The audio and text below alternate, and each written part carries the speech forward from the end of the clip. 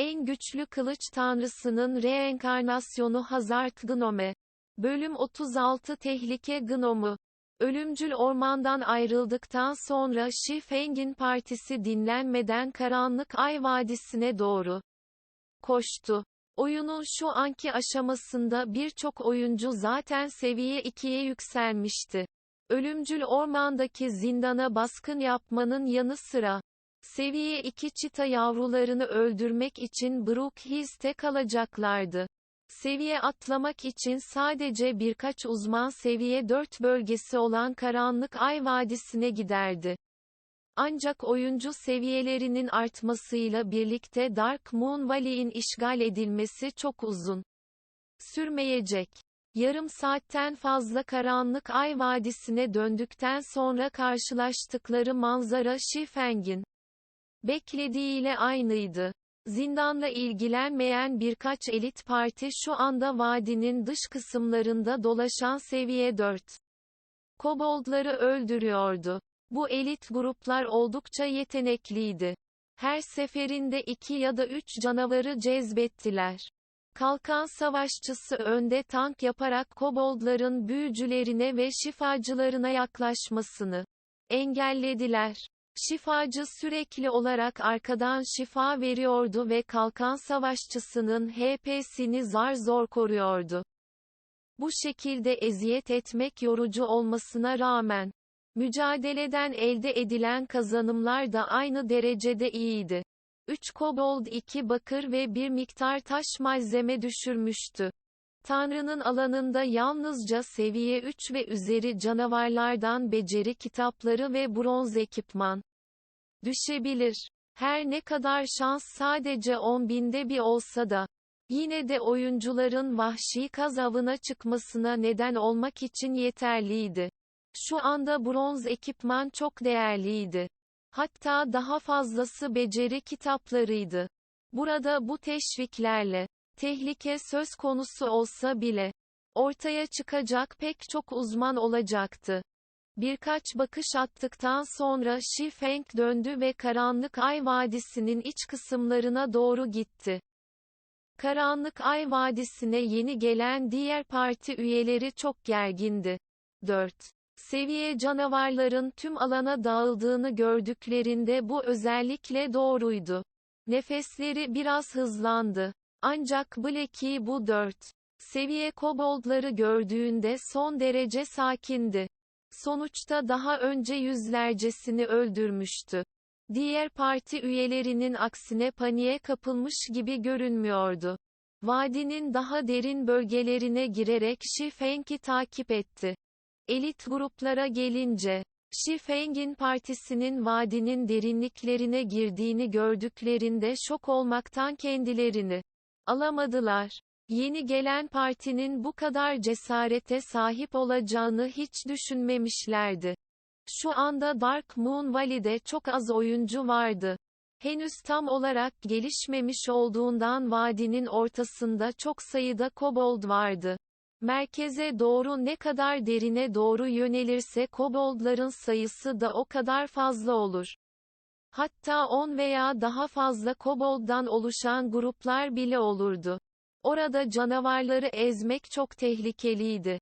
Karşılaştıkları en düşük kobold sayısı en az 4 ya da 5'ti. Haksız bir ölümü göze almaya değmezdi. Ne yazık ki bu insanlar Shi Feng'in önceden düşündüklerinden daha deli olduğunu bilmiyorlardı. Shi Feng sadece vadinin daha derin bölgelerine girmedi. Bunun yerine Karanlık Ay Vadisi'nin merkezine doğru gitti. Orada canavarları ezmek için iyi bir yer vardı. Sadece çok sayıda canavar yoktu. Aynı zamanda yeniden doğma oranları da hızlıydı. En önemlisi, orada cevher düşme oranı yüksekti. Anlayışa gelince, Shi Feng, Karanlık Ay Vadisi'ne geldiğinde bölgenin yerel tanrısı gibiydi. Canavarların yeri, mevcut canavarların sayısı veya yeniden doğma süreleri olsun. Shi Feng önceki hayatında araştırma yapmak için sayısız saatler harcamıştı. O sıradaki hedefi, grubunun ilerleme hızını artırmaktı ve bunların hepsi gölgedeki konumunu iyileştirmekti. Hayat gerçekten büyüleyiciydi. Xi Feng'in önceki hayatında gölgeye karşı yaptığı fedakarlık şu anda kendisine yardım etmek için tersine dönmüştü. Kendi grubunun seviyesini daha hızlı artırabilir. Aynı zamanda ona düzenli bir cevher tedarikini garanti edebilir.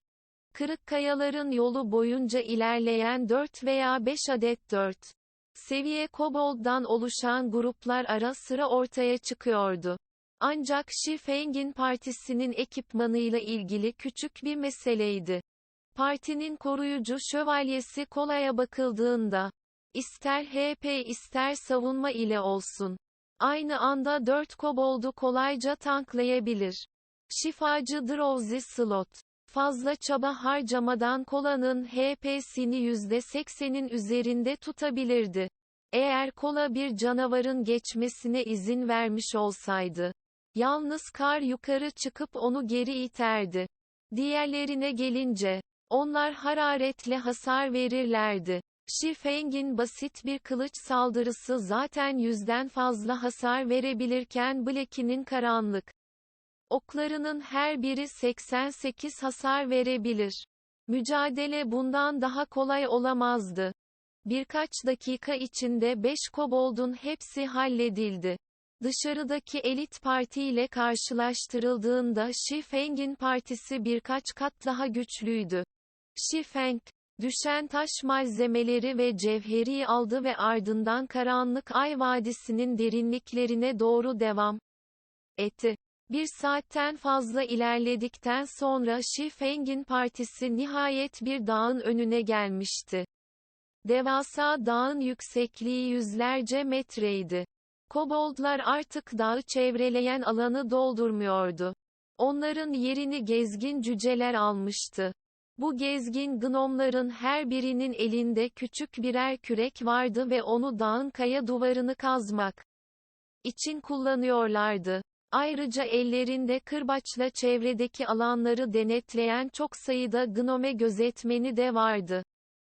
Kardeş Feng, buradaki canavarlar çok fazla. Burada gerçekten eğlenecek miyiz? Tırnak işareti. Etrafına baktığında Black'inin kalbi hafifçe sarsıldı. Uçsuz bucaksız dağın çevresinde yüzlerce gezgin gnom keşfetti. Hatta birkaç tane 5 seviye gnome gözetmeni bile vardı. Dışarıdaki ondan fazla kobolddan oluşan gruplarla karşılaştırıldığında burası gerçek bir savaş alanıydı. Kola ayrıca bir ağız dolusu tükürüğü yuttu ve endişeyle şunları söyledi. Parti lideri, övünmeye çalışmıyorum ama 6 ya da 7 tanesini depolamak benim sınırım. Bu kadar çok canavarı gerçekten idare edemiyorum. Sadece Blackie ya da Kola değildi. Diğerleri de endişeliydi. Gezgin gnomlar tüm dağı işgal ediyordu ve bu gnomlar birbirlerine çok yakındı.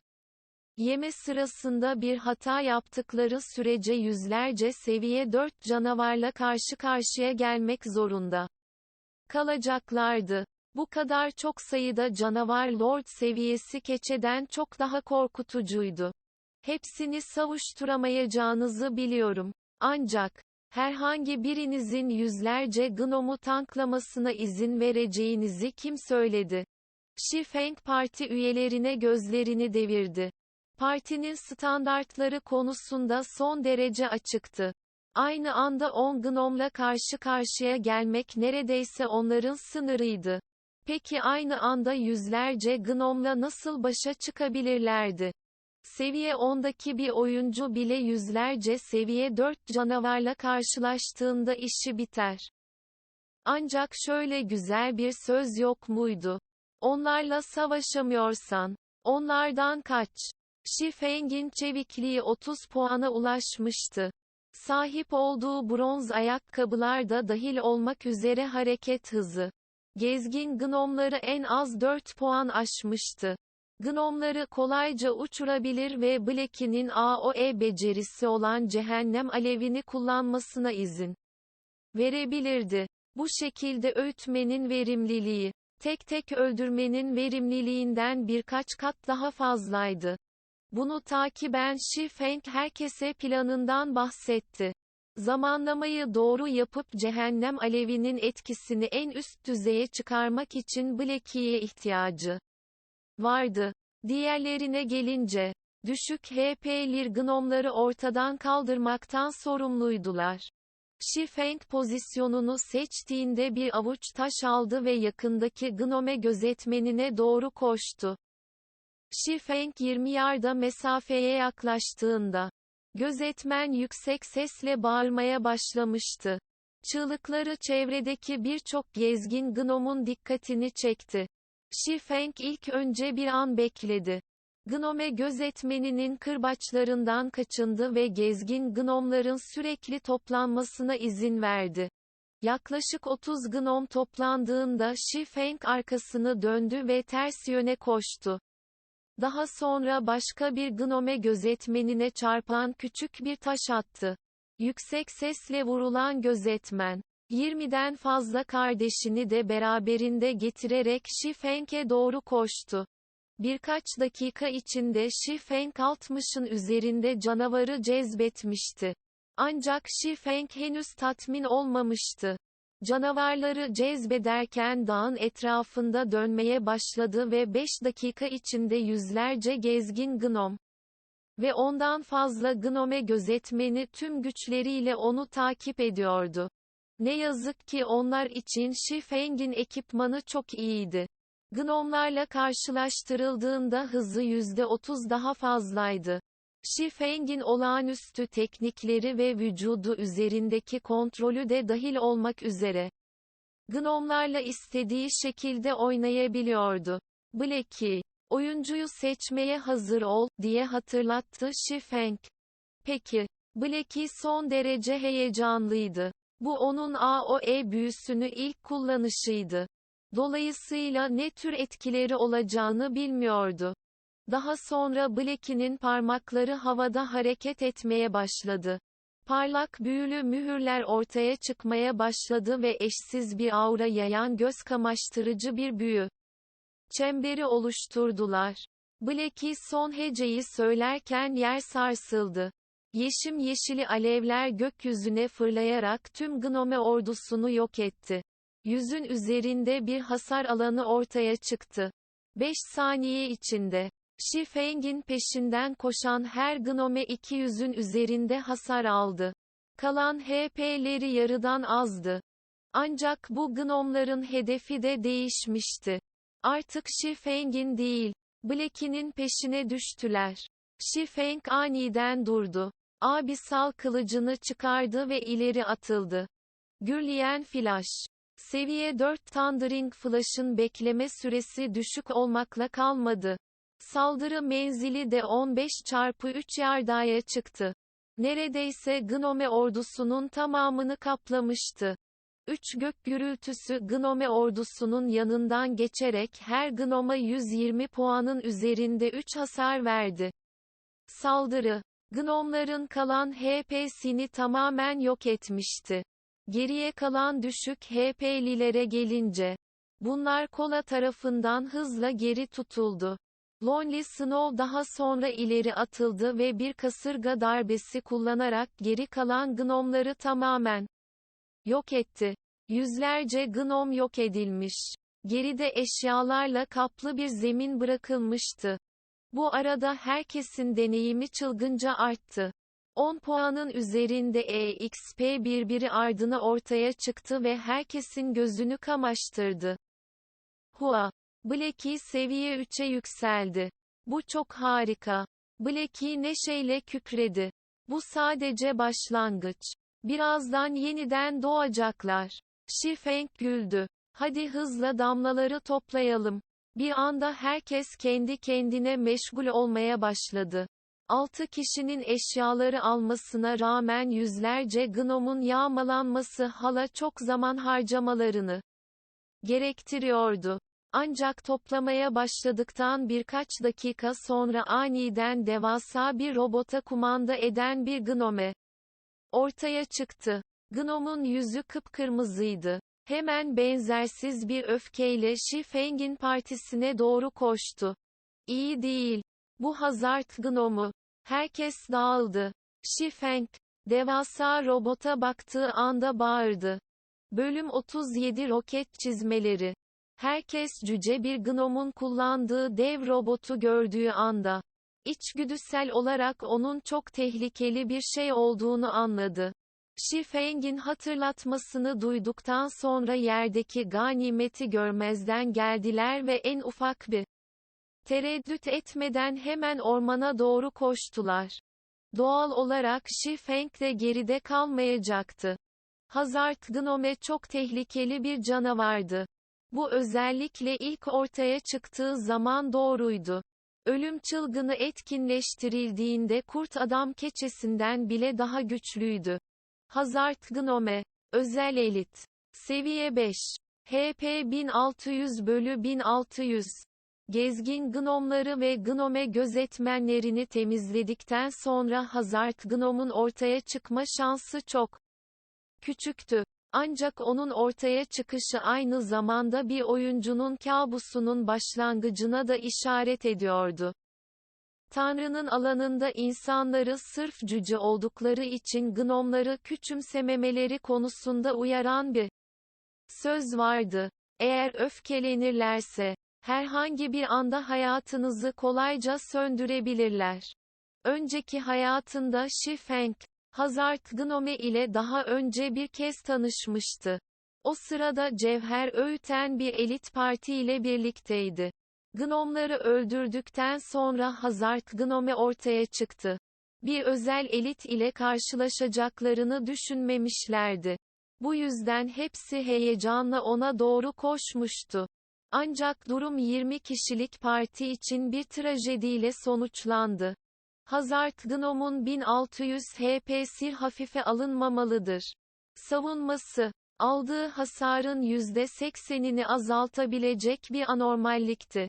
Balta kullanan bir seviye 4 vahşi Gnome'dan yalnızca 2 HP alabilir. Öte yandan Hazard Gnome'un saldırıları daha da güçlüydü. Bir dizi kurşun sıktıktan sonra herkes şehre bedava yolculuk hakkına sahip olacaktı. Her ne kadar Şifeng'in partisi kaçmak için ellerinden geleni yapsa da Hazard Gnome'un onların kötü işlerine olan nefreti açıkça amansızdı. Robotun sırtındaki roketler bir anda ateşlendi. 3 metreden uzun olan çelik makine yüksek hızla Şifeng'in partisine doğru koştu. Black'i kovalanırken koşarken kara okuyla saldırdı. Ok Hazard Gnome'a isabet etmiş olmasına rağmen sadece -4'lük yetersiz bir hasara neden olmuştu. Hasarı görünce Black'inin gözleri büyüdü. Şaşkın bir tavırla şöyle dedi. İğrenç. Eğer robot bu Gnome'u korumuyorsa, ona istediğim zaman tek atış yapabilirdim. Tırnak işareti. Şimdilik bunu umursamayın ve koşmaya odaklanın. Mermilerden kaçmaya dikkat edin. Dağdan 1200 metre uzakta olduğumuz sürece Hazard Gnome geri dönecek. Şifeng, ondan bir ders aldıktan hemen sonra Black'inin becerisinin hareket ederken hedefini vurabilecek dereceye kadar gelişeceğini hiç düşünmemişti. Ancak Hazard Gnome'la kafa kafaya savaşmak çok aptalca olurdu. Black'i, Şifeng'in niyetini anladı. Arkasını döndü ve kötü kırbaç şarkısını söylemeye başladı. Takip eden Hazard Gnome'u 5 dikenle bağladı ve Gnome'un hızını büyük ölçüde düşürdü. Böylece herkes Gnome'dan epeyce uzaklaşmayı başardı.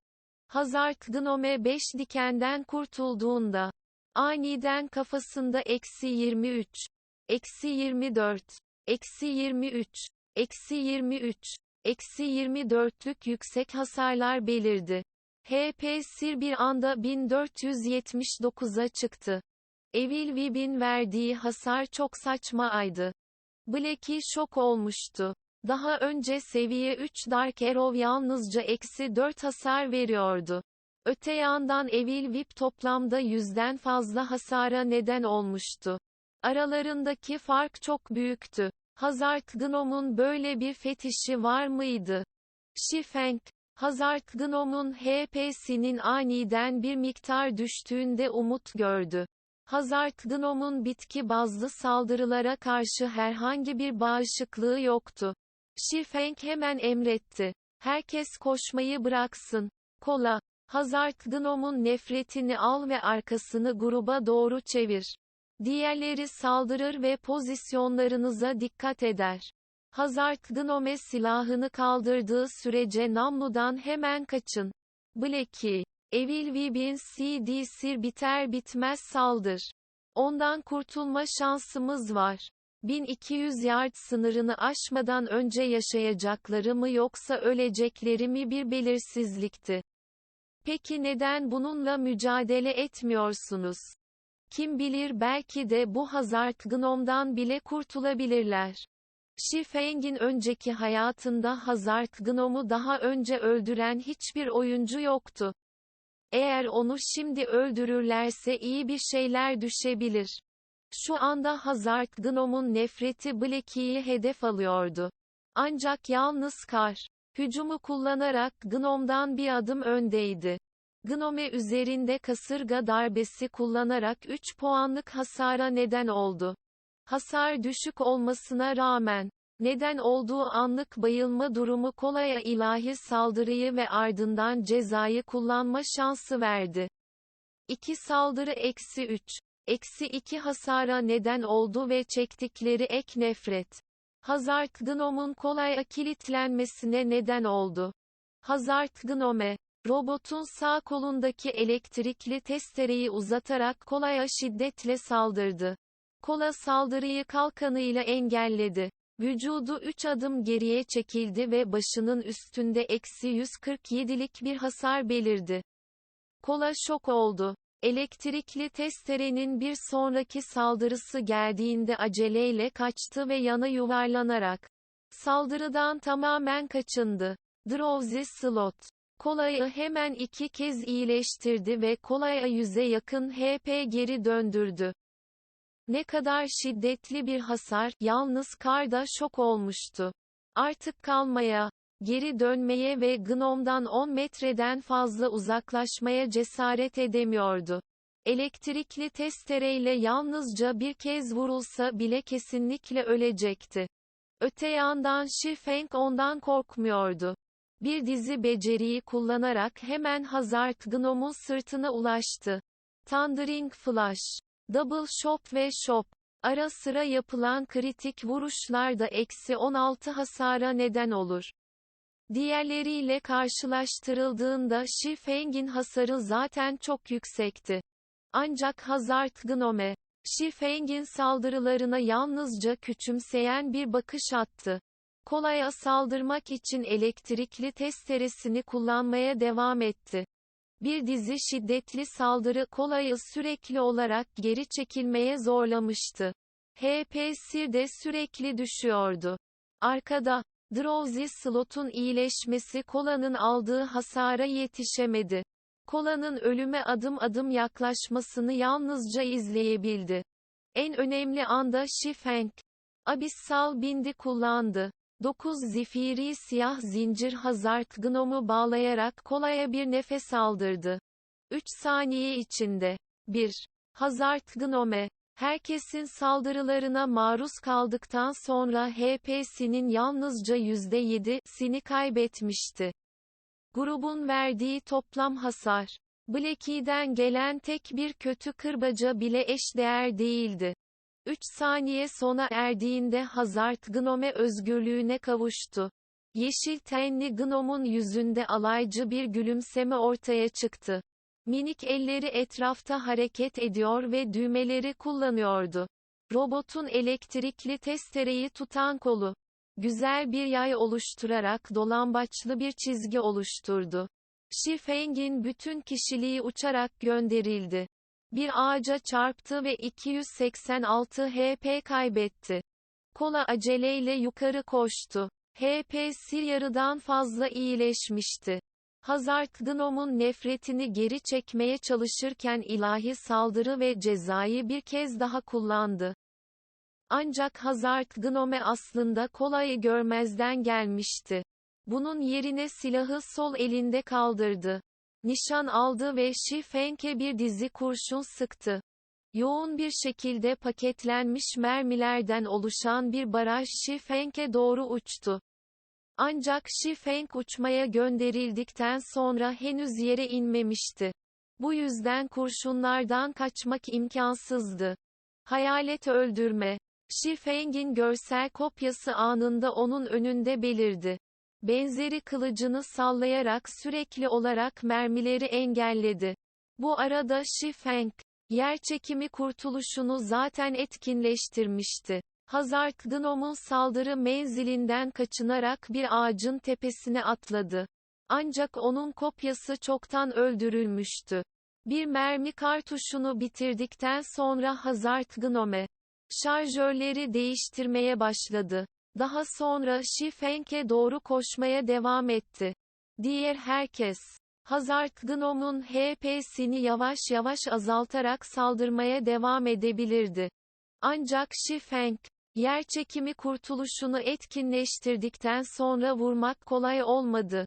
Shi Feng ayrıca ağaçları koruma için kullandı.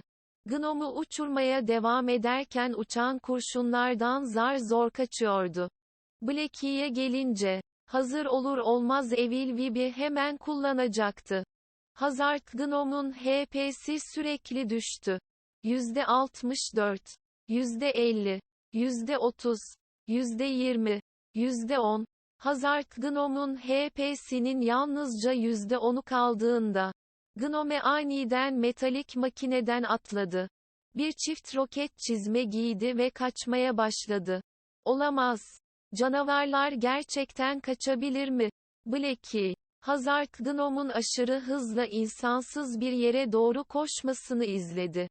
Diğerleri de şok oldu. Gnome'un bu kadar yüksek bir zekaya sahip olacağını hiç düşünmemişlerdi. Dövüşü kazanamayacağını anladığı anda koştu. Kaçmasına izin veremeyiz. Aksi takdirde hiçbir şey için savaşmamış olacağız. Kola hemen Gnome'un peşine düştü. Az önce Hazard Gnome'un zorbalığına maruz kalmıştı. Dolayısıyla kalbi şu anda öfkeyle doluydu. Onlardan yararlandıktan sonra Hazard Gnome'un kaçmasına nasıl izin verebilirdi? Kaçmak mı istiyorsun? Hiç şansın yok. Shi Feng, rüzgar bıçağı ile onun peşinden koştu. Ancak Hazard Gnome sakindi. Belindeki bir düğmeye basmadan önce Shi Feng'e alaycı bir ifade gönderdi. Roket çizmeleri uçup gitmeye hazır büyük miktarda alev püskürttü. TL notları 1. 3 saniye içinde. Abisal bağlamanın etkili süresi. Bölüm 38 İkiz Yılan Yüzüğü. Hazard Gnome'un utanmaz roket çizmeleri herkesi şok etti. Daha önce hiç bu kadar iyi kaçabilen bir canavar görmemişlerdi. İnsan benzeri ifadeleri ve eylemleri NPC'lerden tamamen farklıydı. Hazard Gnome, NPC gibi davranan bir kişi gibiydi. İki kızıl alev çizgisi parlayarak Hazard Gnome'u yavaşça havaya kaldırdı.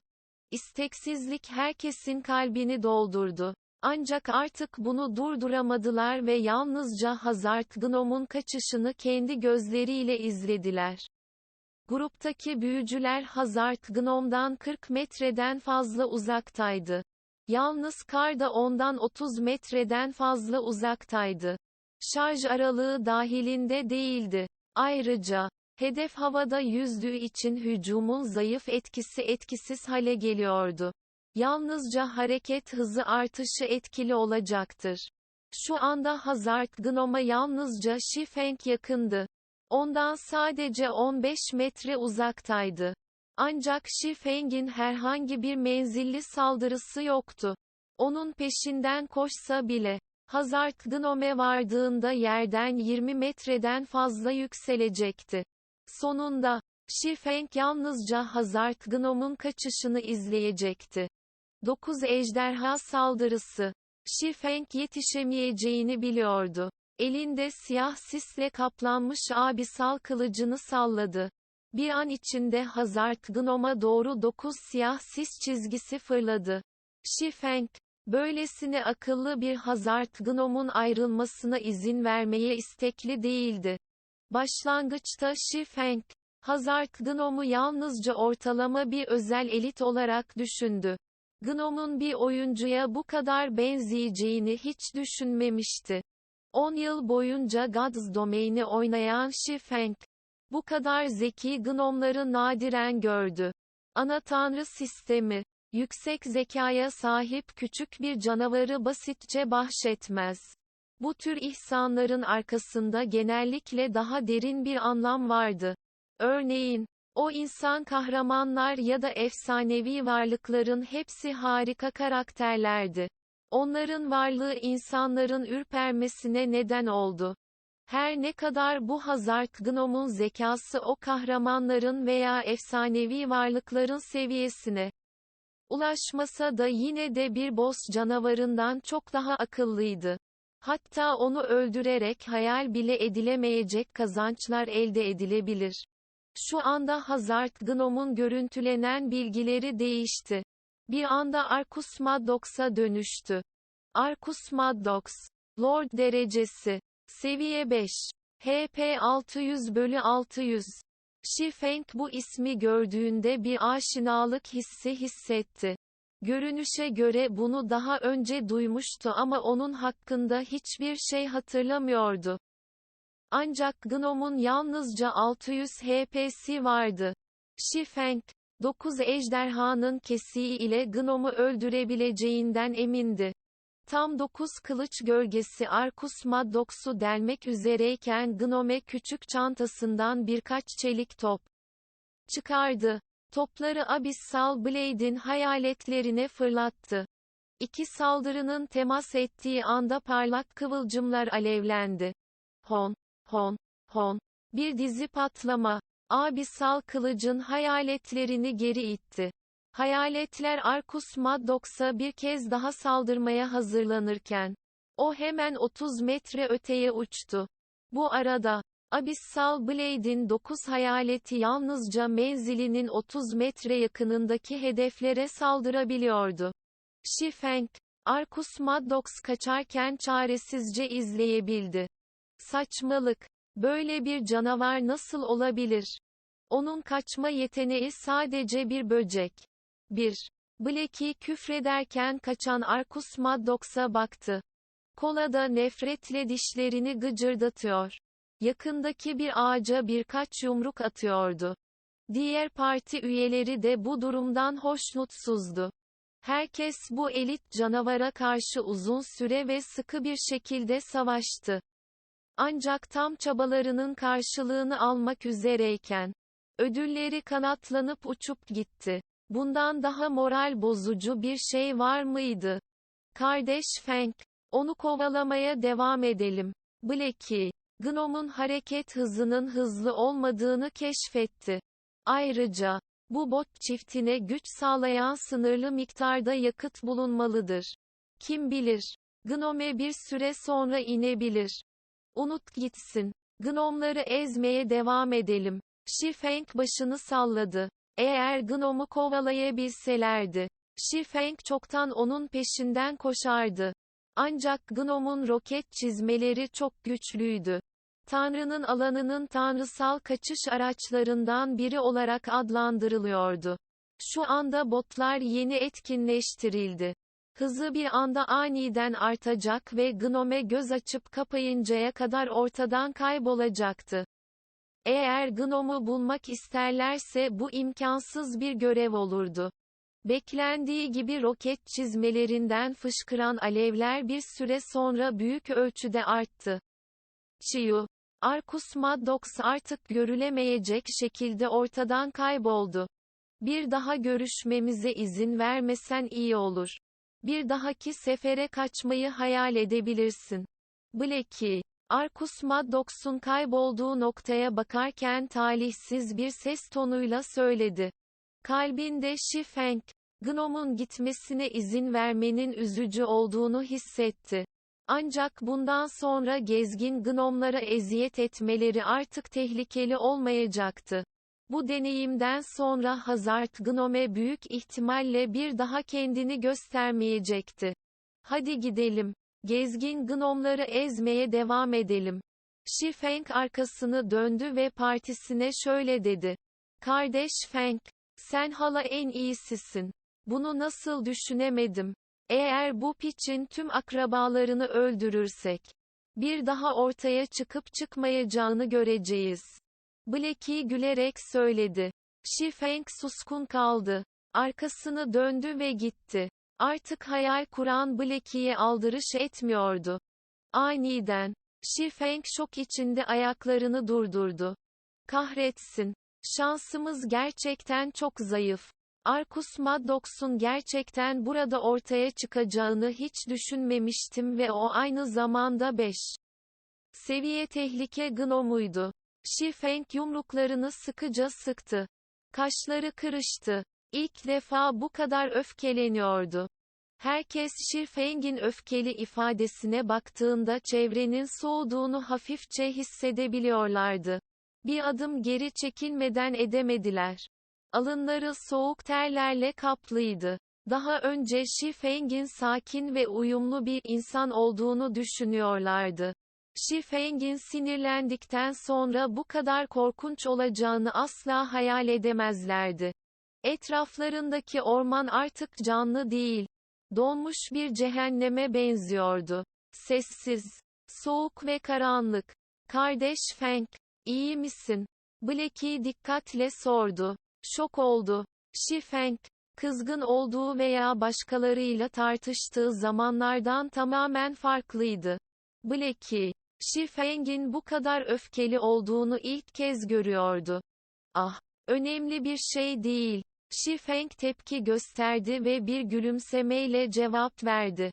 Yoğun öldürme niyetini kalbinde sakladı. Böyle bir öldürme niyeti, Shi Feng'in Tanrı'nın alanında oynadığı yıllar boyunca yavaş yavaş gelişti. Gelecekteki 10 yılın zalim ayı kolasıyla karşılaştırıldığında, Shi Feng'in öldürme niyetinde özel bir şey yoktu. Ancak şu anda Blackie ve diğerleri için bunun dayanılmaz olduğu düşünülüyordu. Shi Feng sonunda Arcus Maddox'un adını hatırladı. Arcus Maddox, Tanrı'nın alanında ünlü bir büyük usta mühendisti. Arcus Maddox, gökyüzü kalesi ikiz yılan yüzüğünü yaratarak ülkeyi şok ettikten 3 yıl sonra, Gnome İmparatorluğunu kurmaya başlamıştı. Bununla birlikte yeni güncelleme, yeni dünyanın ortaya çıkışı da etkinleştirildi. O zamanlar sayısız süper lonca, ikiz yılan yüzüğü, kalesine doğru seferlere başladı. Ancak hepsi yok edildi ve böyle bir sonuca Arcus Maddox sebep oldu. Öte yandan Shi Feng, gözlerinin önünde harika bir karakterin ortaya çıktığından tamamen habersizdi. Ayrıca Arcus Maddox'u öldürme şansını da kaybetti. Peki Shi Feng nasıl öfkelenmezdi? Parti lideri, burada bir kutu var. Patlamalar sırasında Arcus Maddox'tan mı düştü? Bunca zamandır sessiz kalan obur fare, çimlerin arasından küçük metal bir kutu alırken sordu. Shi Feng kutuyu aldı ve ona bir göz attı. Arcus Maddox'un metal kutunun üzerine kazıdığı kelimeleri keşfetti. Shi Feng kutuyu açtıktan kısa bir süre sonra aniden gülerek şöyle dedi. Harika, iyi iş, fare. Sonuçta boşuna savaşmadık. Grup, Shi Feng'i mutlu bir ruh halinde gördüğünde, eşyanın çok değerli olması gerektiğini biliyorlardı çünkü ortak eşyalar Shi Feng'in gözünde hiçbir şey değildi. Bu eşyayı kendileri için isteme konusuna gelince, hiçbirinin böyle bir düşüncesi yoktu. Uzun zamandan beri Shi Feng'i idolleri haline getirmişlerdi ve idollerine yardım edebilmek doğal olarak onları mutlu ediyordu. Şöyle yapalım, sizler, ilerlemek ve seviye atlamak için burada kalın. Hala yapılması gereken bir şey var. Hepiniz 4 seviyeye ulaştığınızda bana haber verin. Shi Feng metal kutuyu sakladı ve aceleyle düzenlemeleri yaptı. Aşağıdaki meselede kimse ona yardım edemezdi. Sadece Şifeng ilerleyebildi. Herkes Şifeng'in emrini duyduğunda isteksiz hissetti. Ancak seviye 4'e ulaştıktan sonra Şifeng'in onlar için planları olduğunu duyunca, Şifeng'in düzenlemelerine uydukça beklentileri arttı. Daha sonra Şifeng, Karanlık Ay Vadisi'nin daha derin bölgelerini terk etti. Partide Blackie'nin AoE yeteneği vardı. 7 ya da 8 gnomu tek seferde öldürmek hiç sorun değildi ve onların seviye atlama hızları diğer partilere göre en az 2 ya da 3 kat daha hızlıydı. Öte yandan Şifeng'in yapması gereken şey bu metal kutuyu kullanmak ve Tanrı'nın alanındaki planlarının ilk adımını ilerletmekti. TL notları 1. Hata. Oyun içinde bir eylem gerçekleştirildiğinde beklenmeyen sonuçlara neden olan oyundaki bir hata.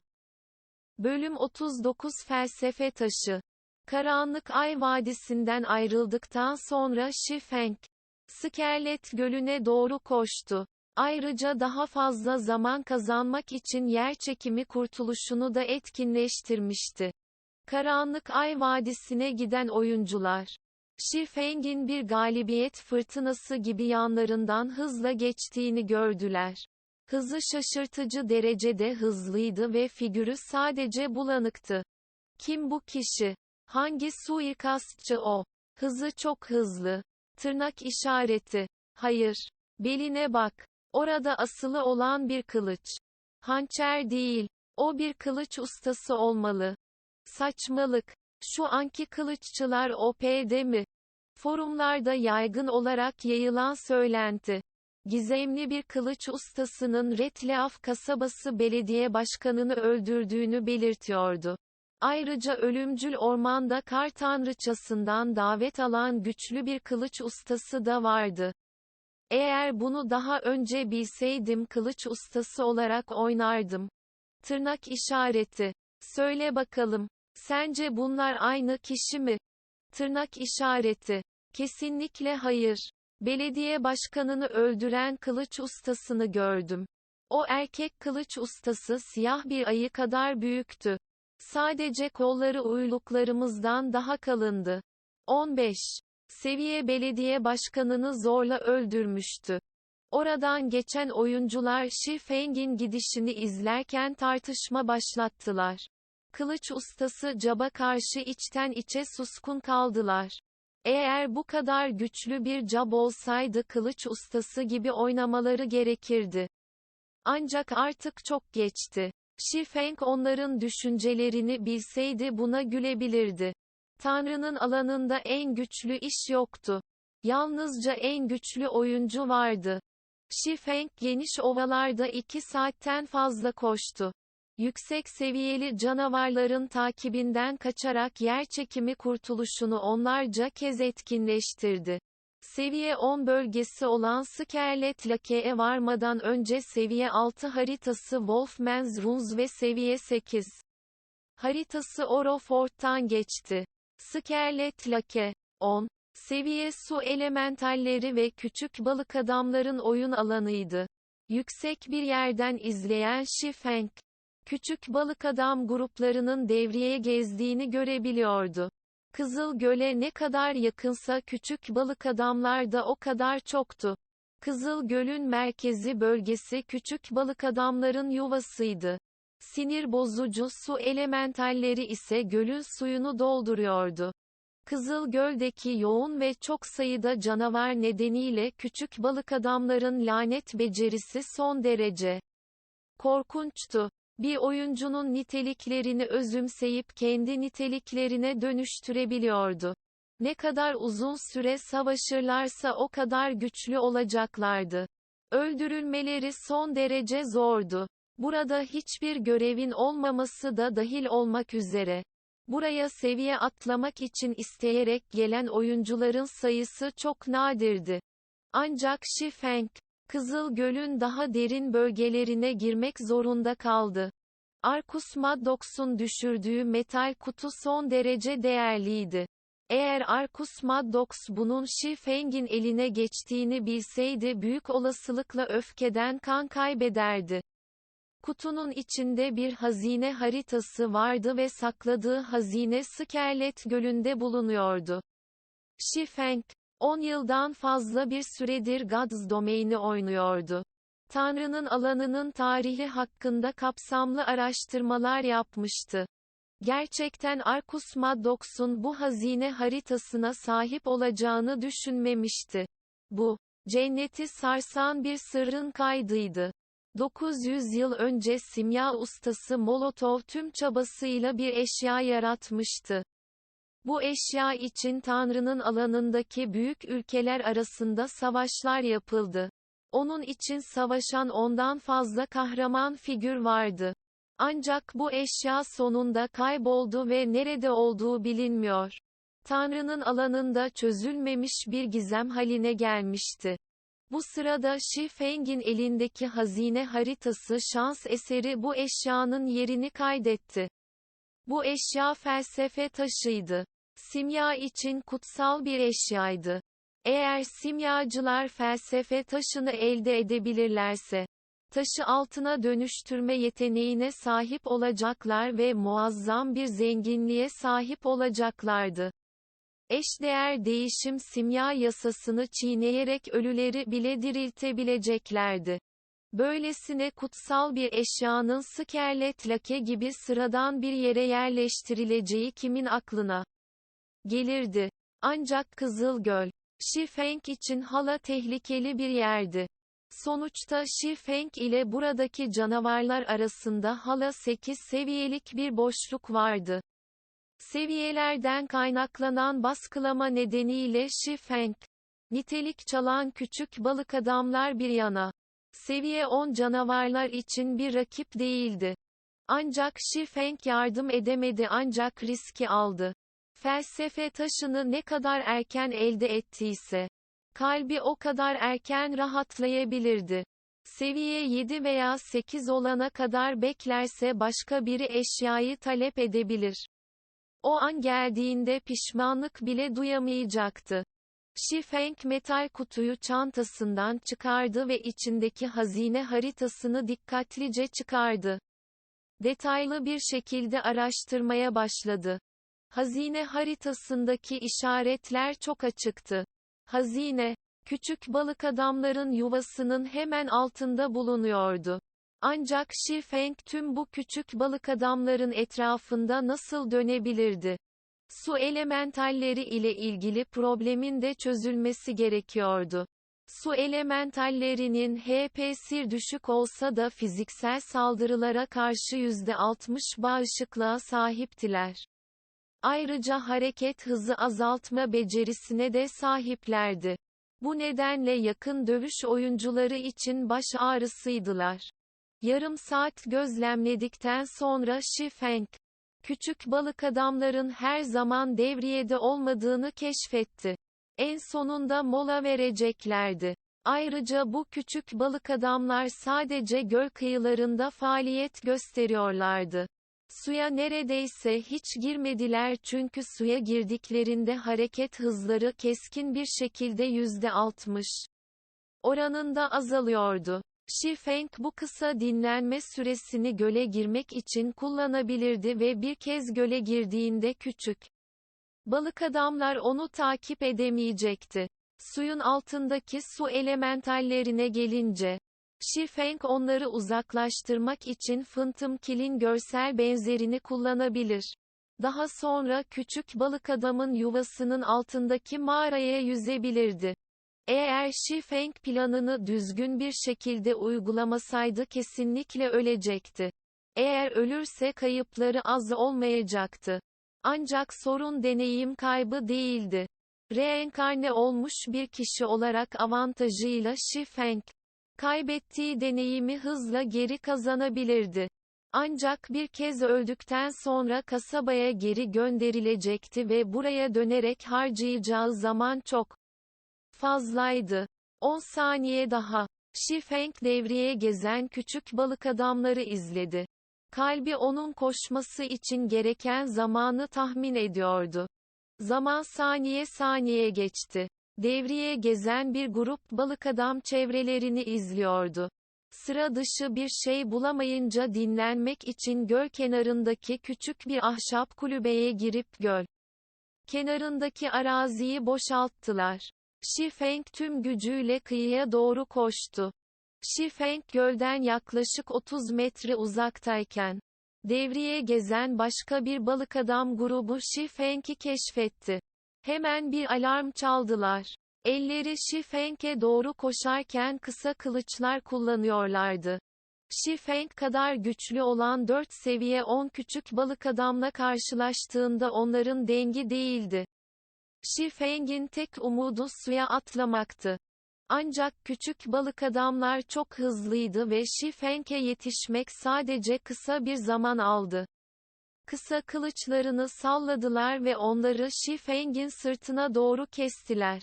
Şifeng, balık adamlardan kaçamayacağını biliyordu. Arkasını döndü ve bunlardan birinde abissal bindi kullandı.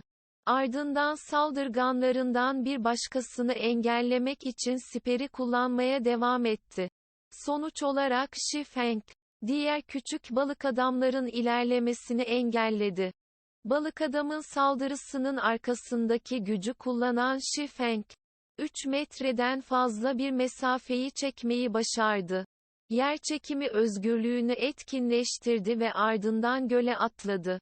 Ancak diğer küçük balık adamlar da hızla yetişip Şifeng'in ardından göle atladılar. Plop. 4 küçük balık adam suya düştü. Ancak Şifeng, gölün yüzeyinin üzerinde çılgınca koşuyordu. Suda yürümek. Ancak çeviklik 80 puana ulaştığında etkinleştirilebilen bir beceriydi. Ancak Şifeng, yerçekimi yüzüğüne sahipti. Sonuç olarak, yerçekimi özgürlüğünü etkinleştirdikten sonra vücudu neredeyse ağırlıksız bir duruma ulaştı. 30 puanın üzerindeki çevikliği de dahil olmak üzere o da su yüzeyinde hareket edebiliyordu. Hızı su yüzünden azalmazdı. Birkaç dakika içinde Şifeng, inatçı küçük balık adamları sarstı. Küçük balık adamın yuvasından çok da uzak olmayan bir yere koşarak suya daldı. Suya girdikten hemen sonra Şifeng, birçok su elementaliyle çevrili bir mağara keşfetti. Su elementalleri sanki bir şeyi koruyormuş gibi mağaranın etrafını sarmışlardı.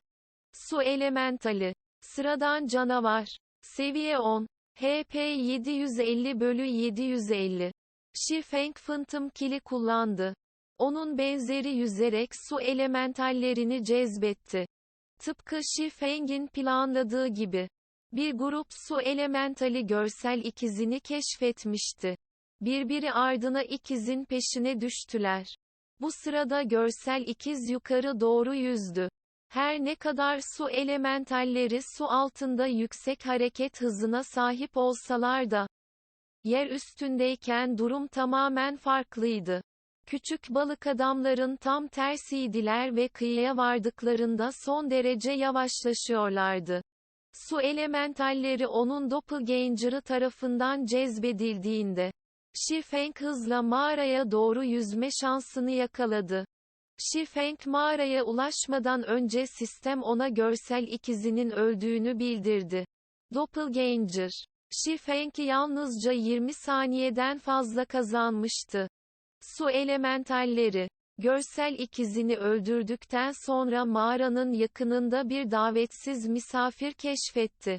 Hepsi aceleyle mağaranın girişine doğru yüzdüler. Şifeng'i keşfettikten sonra, bu su elementallerinin hızı, Şifeng'e doğru hızlanırken bir kat arttı.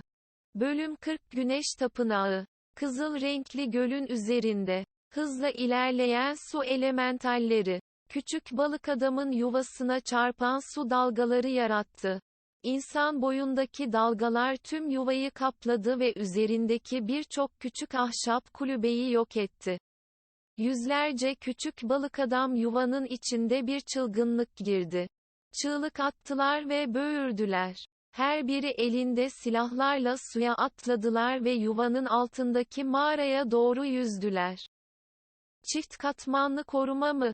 Şifeng arkasına baktı. Şok oldu. Sanki yüzlerce su elementali yetmezmiş gibi şimdi de arkadan gelen yüzlerce küçük balık adam vardı. Bu miktarla 2 veya 3 elit oyuncu grubunun bile hiçbir anlamı olmaz. Şifeng'in hızını arttırmaktan ve mağaraya koşmaktan başka seçeneği yoktu.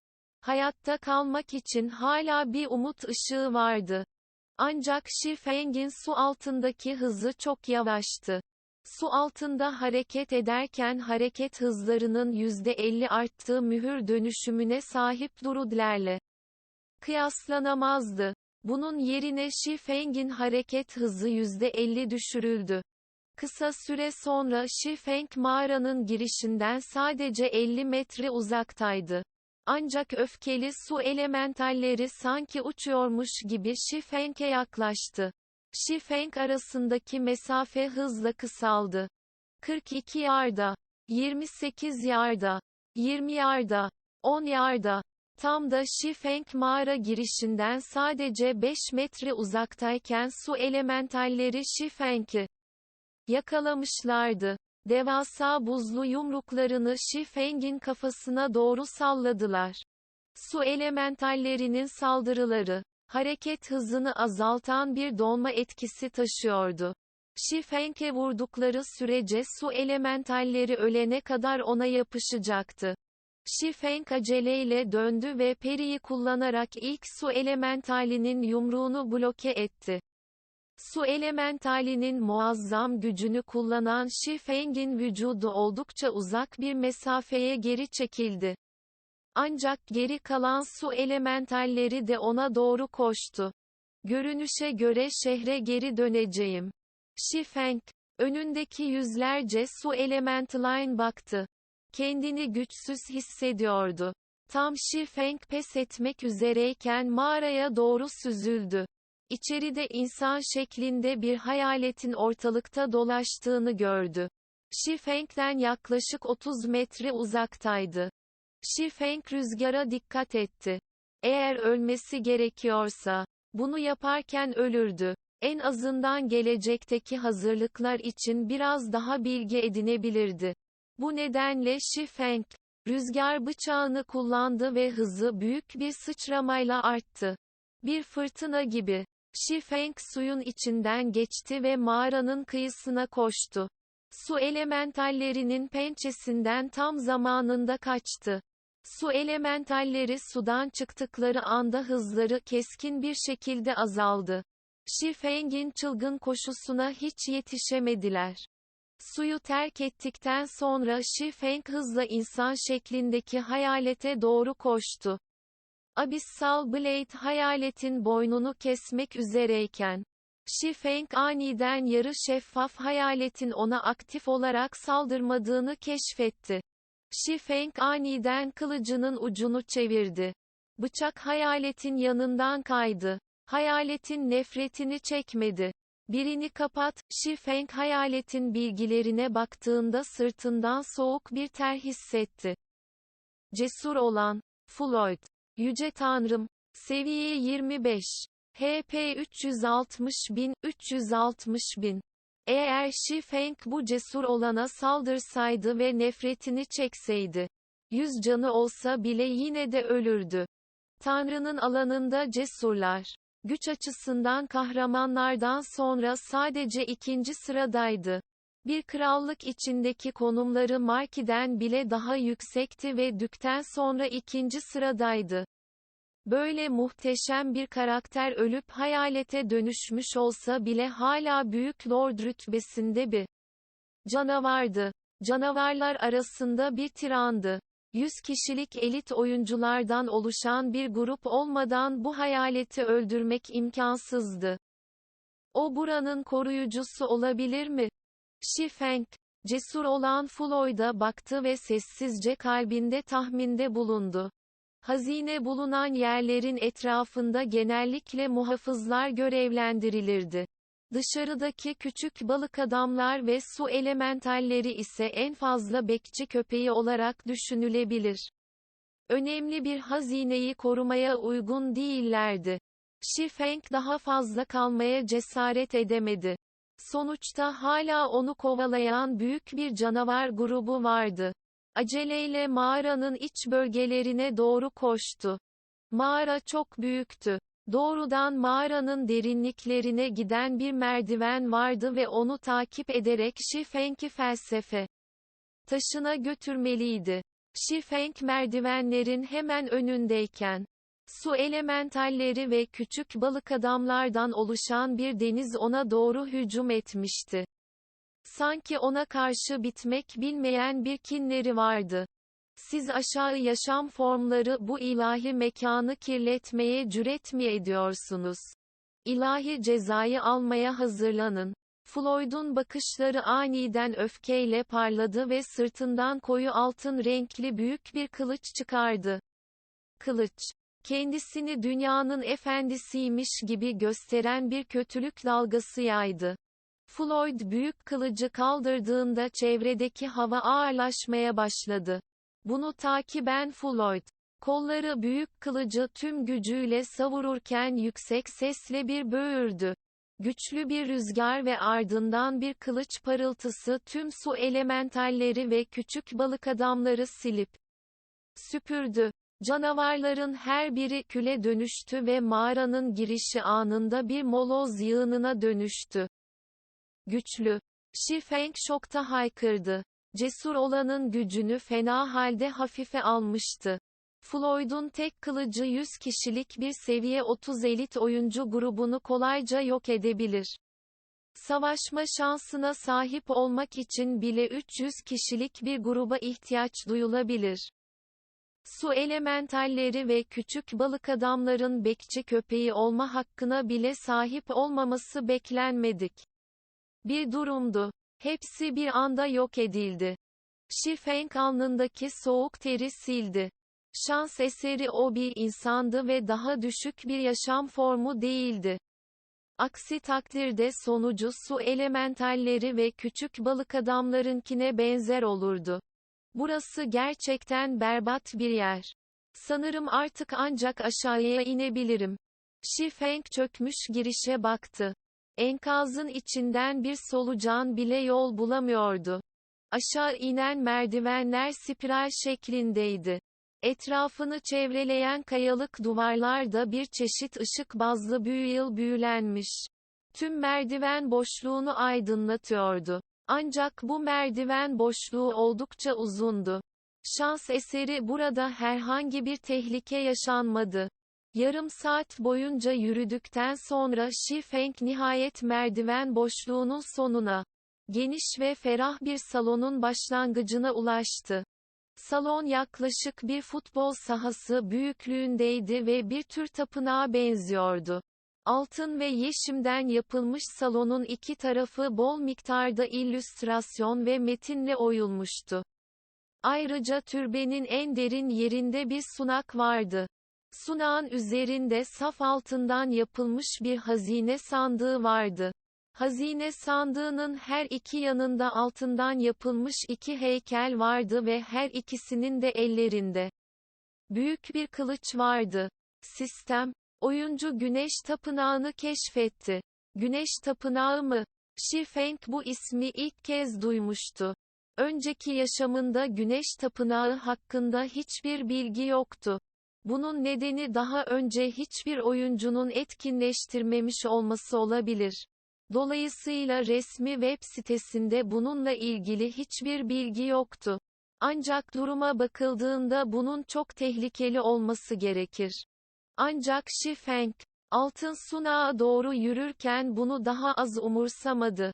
Hedefi felsefe taşıydı ve gözlerinin önündeki altın sandık bu eşyayı tutuyor olmalıydı. Shi Feng sunağa adım attığı anda vücuduna yayılan bir ürpertiyi açıkça hissetti. Soğukluk iki devasa altın heykelden geliyordu. Shi Feng, felsefe taşını almaya devam ederse ne tür sonuçların olacağını bilmiyordu. Ancak artık başka seçeneği yoktu. Mağaranın girişi zaten kapatılmıştı. Bu yüzden ancak felsefe taşını aldıktan sonra karar verebilirdi. Shi Feng yavaşça altın hazine sandığını açtı. Altın ışık ışınları göğüsten sızarak tüm tapınağı aydınlatıyordu. Daha sonra altın ışınlar solmaya başladı ve sandığın içindeki 3 eşya ortaya çıktı. Shi Feng, eşyaları sıfır tereddütle cebe attı. Kahretsin. Felsefe taşı nasıl böyle bir duruma gelebilir? Shi Feng, başparmak büyüklüğündeki kan kırmızısı taşa baktı ve son derece hayal kırıklığına uğradı. Felsefe taşı, hasarlı, destansı seviye özel eşya, ölümden sonra düşürülür. Simya için kutsal bir eşya olan felsefe taşı. Taşı altına çevirmek, ölüleri canlandırmak için kullanılabilir ve daha birçok akıl almaz kullanıma sahiptir. Ancak felsefe taşı, Kılıç İmparatoru Schneider tarafından hasar gördü ve 5 parçaya bölündü. Yine de felsefe taşı muazzam bir güce sahiptir. 5 parça bir araya getirildiği sürece tüm gücünü geri kazanabilecektir. Aktif etki. Felsefe taşı, hasar görmesi nedeniyle orijinal gücünün 1/10'inden daha azına sahip olur. Bunu yalnızca kimya dönüşümü ve element arıtma için kullanmak mümkündür. Etkiler büyük ölçüde azalmış olsa da Shi Feng hala bundan memnundu. Bu iki yetenek Shi Feng'in çok şey başarmasını sağlayacaktır. Kalan iki eşyaya gelince, bunlardan biri seviye 10 ince altın silah olan altın büyük kılıç idi. Diğer eşya ise anlık hareket, büyü parşömeniydi. Gerçekten büyük bir hazine. Shi Feng, elindeki altın büyük kılıca aşırı heyecanla baktı. Büyülü silahlar dışında, seviye 10 bir oyuncunun sahip olabileceği en iyi eşyaydı. Eğer seviye 10'daki bir oyuncu bu büyük kılıcı donatırsa, aynı seviyedeki oyuncular arasında kesinlikle yenilmez olabilirler. O anda yan taraftaki iki heykel sarsıldı. Gözleri kırmızı bir parıltı yaydı ve bakışlarını Shi Feng'e kilitledi. Shi Feng, anlık hareket sihirli parşömenini tereddüt etmeden kullandı. Altın renkli büyülü mühürler aniden Shi Feng'in etrafına sarıldı. Magic Scroll'daki büyünün kullanım süresi 3 saniyeydi ve oyuncuyu seçilen bir konuma gönderme kapasitesine sahipti. Bu Magic Scroll son derece değerliydi. Tüm tanrı alanında sadece birkaç kopyası olmasına rağmen, burada ölmek Shi Feng için çok daha büyük bir kayıptı. Shi Feng altın heykeller tarafından kesilmek üzereyken tapınaktan kayboldu.